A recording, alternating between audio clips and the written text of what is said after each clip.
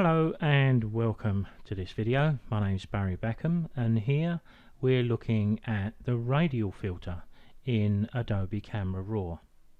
This is another one of those tools that we can use in a strategic way. Those we select to continue our manipulation after we've dealt with all of the global changes. If you viewed my video on the subject of graduated filters, you will remember this particular image.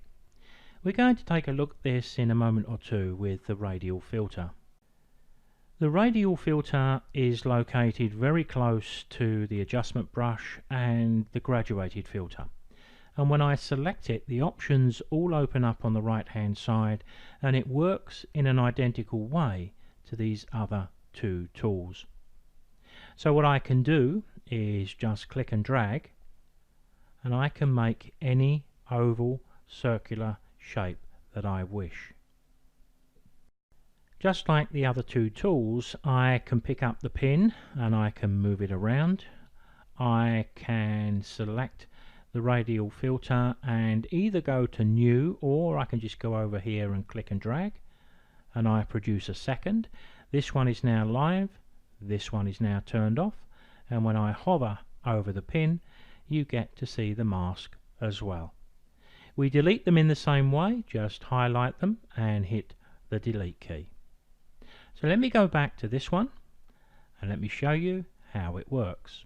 I'm going to right click in here and reset the local correction settings. So all I want to do at the moment is just look at the actual overlay that the radial filter gives us.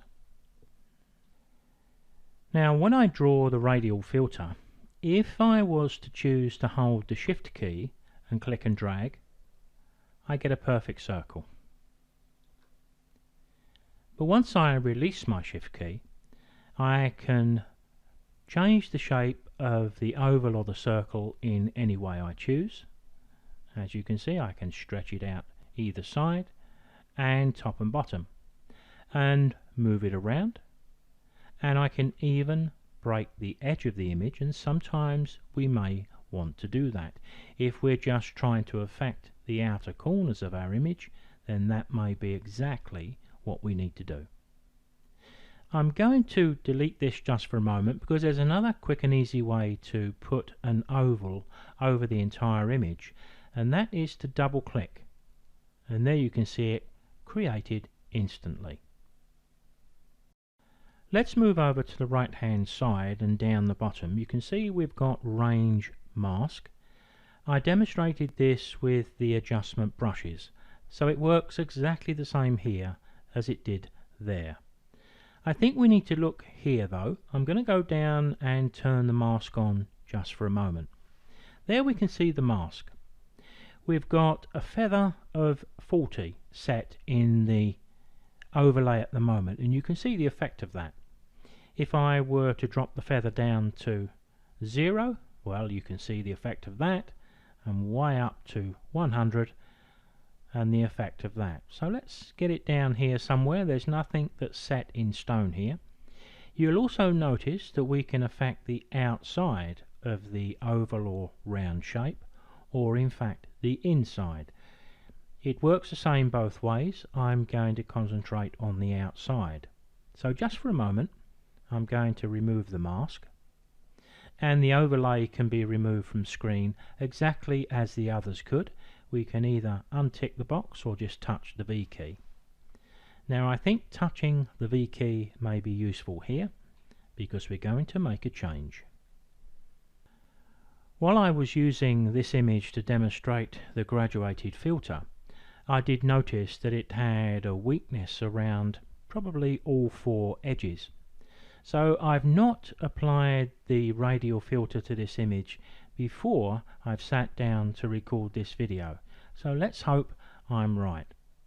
But what I want to do here is just drop the exposure down, and remember we're only going to affect the outer part of the oval shape. So I'm going to just drag it a little bit to the left. Possibly I could do with a bit more feather, so I'll push the feather up to 50. I'll just drag that down a little. That's all I really want to do. Now when you pick up these sliders and you move them gradually, sometimes it's difficult to see exactly what we've achieved, but I think we've achieved quite a bit, but there is a way to tell. If I go down to this icon at the bottom right corner and click, I can just reset the radial filter. So if I turn it on and off, you can see the difference we've made. We can do this a number of times to decide whether we've got the filter right. And you can see now, if I bring it back in play, you can see now how we may at some stage want to have this outside the picture space. I'll touch the V key again to hide it, and we'll take another look. So you can see we have ultimate control here in placing that nice delicate vignette around the outside of our image. Here's another image and another radial. I'm going to rotate the radial. I'm going to drag it up because what I want to do is to cover the bird, and I want to darken down the outer edges.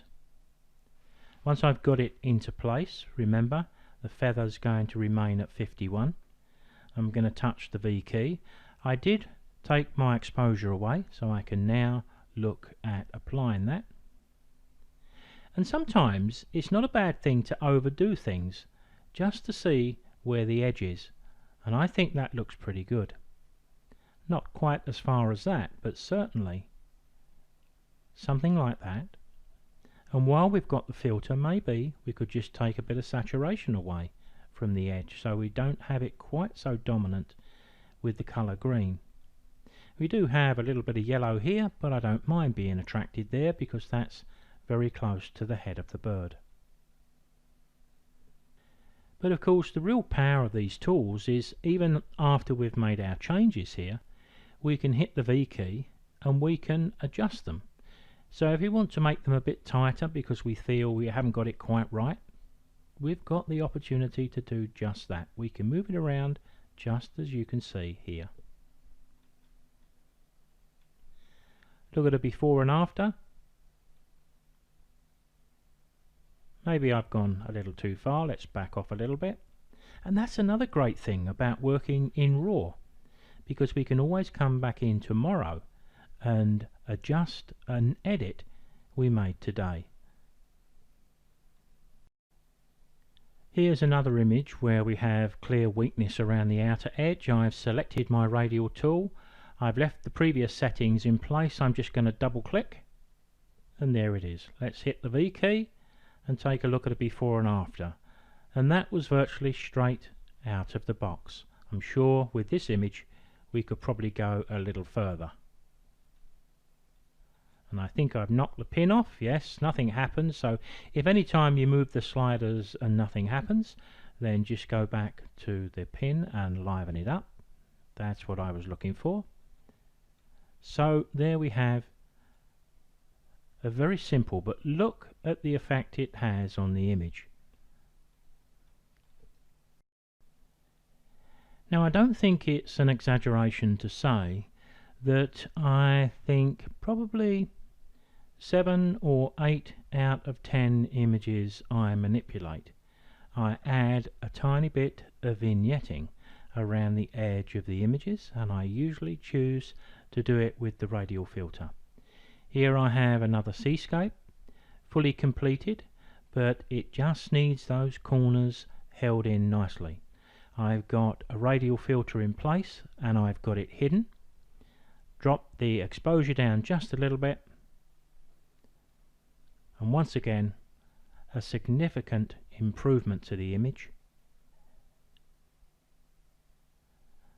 and done quickly and easily. So all my image editing begins with firstly the global changes, then the strategic edits, and the radial filter fits in here very well, and then of course maybe 1 or 2 final touches inside of Photoshop before the completed image is saved.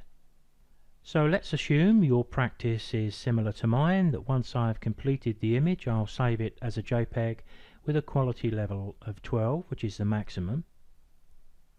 But then I've got a completed image for use in competitions, slideshows, anything I desire. But I also still have my raw file, and it's left at a stage that I can go back to at any time and pick up exactly where I left off.